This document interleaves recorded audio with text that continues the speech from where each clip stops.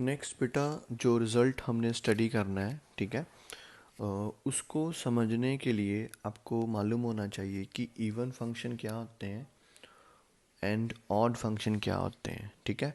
वैसे हमने ये जो even function and odd function है इनको हमने स्टडी किया जब हमने चैप्टर स्टडी किया था रिलेशन एंड फंक्शन, ठीक है। तो एक बार मैं फिर से आपको रिवाइज करवा देता हूँ, ठीक है। तो पहले हम बात करते हैं इवन फंक्शन की। इवन फंक्शंस, ठीक है। ऐसा है कि अगर बेटा ये प्रॉपर्टी एग्जिस्ट करे F of minus X is equals to F X, ठीक है। मतलब जो आंसर एफ ऑफ टू का आएगा अगर वही answer F of minus two का आए, जैसे कि मान लो जो आंसर एफ ऑफ वन का आएगा अगर वही answer F of minus one का आए, तो बेटा इस तरह के फंक्शंस को हम बोलते हैं इवन फंक्शन, ठीक है। अगर ये वाली प्रॉपर्टी एग्जिस्ट करे then F X is said to be even, okay. इसी तरह से होता है बेटा ऑड फंक्शन। उनमें क्या होता है, if F of minus X is equals to minus F of X then F X is odd function, ठीक है। तो ये है हमारे even function and odd functions, ठीक है। प्रॉपर्टी को प्लीज़ माइंड में रखना, ठीक है। अभी ऐसा है कि मेरे पास दो रिजल्ट्स हैं, ठीक है। तो देखो अगर बेटा इफ़ ये मेरा फिफ्थ रिजल्ट हो गया, if F X is even function then lower limit minus A upper limit plus A F of x D X किसके इक्वल होएगा, two time zero to A F of x D x.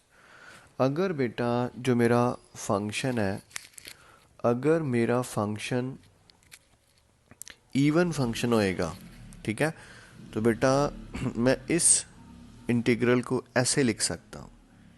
इसी तरह से अगर मेरा function odd function होएगा, if लिखना था मैंने, if F of X is odd function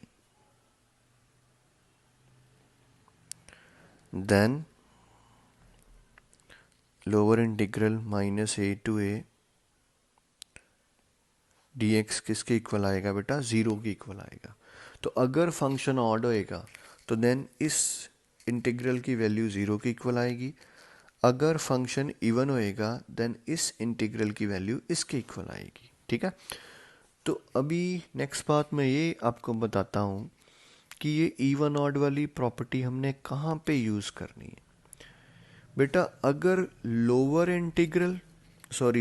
limit and upper limit दोनों के बीच में सिर्फ एक माइनस का जो डिफरेंस है वो हो, मतलब जैसे माइनस वन टू वन, जैसे माइनस टू टू टू, जैसे माइनस पाई टू पाई, जैसे minus pi by four to pi by four, मतलब कि लोअर लिमिट और अपर लिमिट में सिर्फ जो माइनस है उस माइनस का डिफरेंस हो, बाकी जो न्यूमेरिक वैल्यू है वो सेम हो। तो देन आपने बेटा ये सोचना है, देन आपने इस लिमिट के बारे में सोचना है, ठीक है, इवन ऑड के बारे में, ओके। तो अगर आपका फंक्शन ऑड है फिर तो काम बहुत आसान है, सीधा ही आंसर ज़ीरो।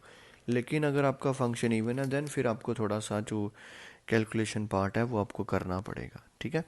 इसी तरह से हमारा नेक्स्ट रिज़ल्ट है वो है बेटा, जैसे इंटीग्रल है a to b f of x D x is equals to, इसको बेटा मैं ऐसे भी लिख सकता हूँ, a to b f of a plus B minus x D x, ठीक है।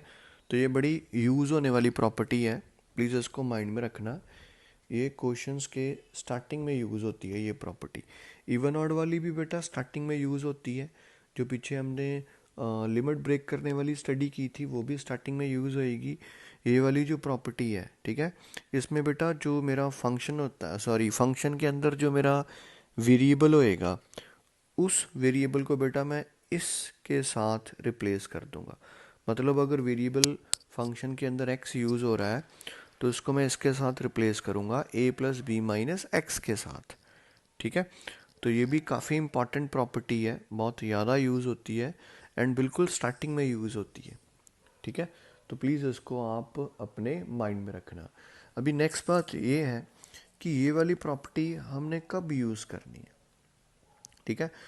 तो वैसे तो काफ़ी सारे केसेस में हम इस प्रॉपर्टी को यूज़ करते हैं, लेकिन जो मेनली हम यूज़ करते हैं इस प्रॉपर्टी को वो मैं आपको बता देता हूँ कि अगर बेटा लोअर लिमिट और अपर लिमिट को ऐड करने पे आपको पाई/2 मिले, मिनटू से 90 मिले, तो देन आप उस केस में इस प्रॉपर्टी को यूज़ कर सकते हो। बाकी और भी काफ़ी सारे केसेस हैं, तो वो जब हम क्वेश्चंस करेंगे देन मैं आपको बताऊंगा। ओके, तो अभी एक हमारी और प्रॉपर्टी है और एक रिज़ल्ट है जो मैं नेक्स्ट वीडियो में आपके साथ डिस्कस करूंगा। ओके बच्चे।